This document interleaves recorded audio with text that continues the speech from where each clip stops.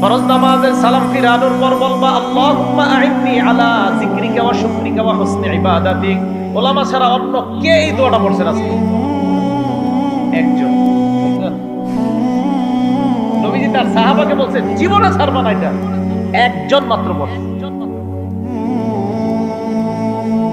নবীজি তার সাহাবাকে বলছে মুহাব্বতের দাবি নিয়ে বলে জীবনে আমল ছাড়বা না, একজন পড়ছে আমল।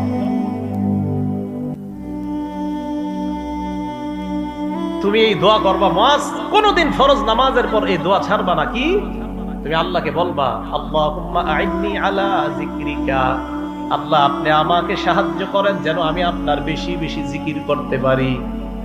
ওয়া শুকরিকা, আমাকে সাহায্য করেন যেন আমি আপনার বেশি কৃতজ্ঞতা প্রকাশ করতে পারি। ওয়া হুসনি ইবাদাতিক, আল্লাহ আপনি সাহায্য করেন যেন বেশি বেশি আপনার ভালো ইবাদত করতে পারি। কি সুন্দর দোয়া! আল্লাহ সাহায্য করেন যেন আপনার জিকির বেশি করতে পারি, সাহায্য করেন যেন আপনার শুকরিয়া বেশি আদায় করতে পারি, সাহায্য করেন যেন আপনার ভালো ইবাদত বেশি করতে পারি। এই দোয়াটা সবাই শিখে নিবেন। নবীজি বলছে মুআজ আমি তোমাকে ভালোবাসি একবার, নবীজি আবার বললেন মুআজ আমি তোমাকে ভালোবাসি দুইবার। এরপর নবী বললেন মুআজ ফরজ নামাজের পর লা তাদাআন্না, কিছুতেই কখনোই এই দোয়াটা ছাড়বা না। কি আল্লাহকে বলবা আল্লাহ আপনি আমাকে সাহায্য করেন আমি যেন আপনার জিকির বেশি করতে পারি, আল্লাহ আমি যেন আপনার কৃতজ্ঞতা বেশি আদায় করতে পারি, আমি যেন বেশি ইবাদত করতে পারি। এই দোয়া করা কখনো ছাড়বা না।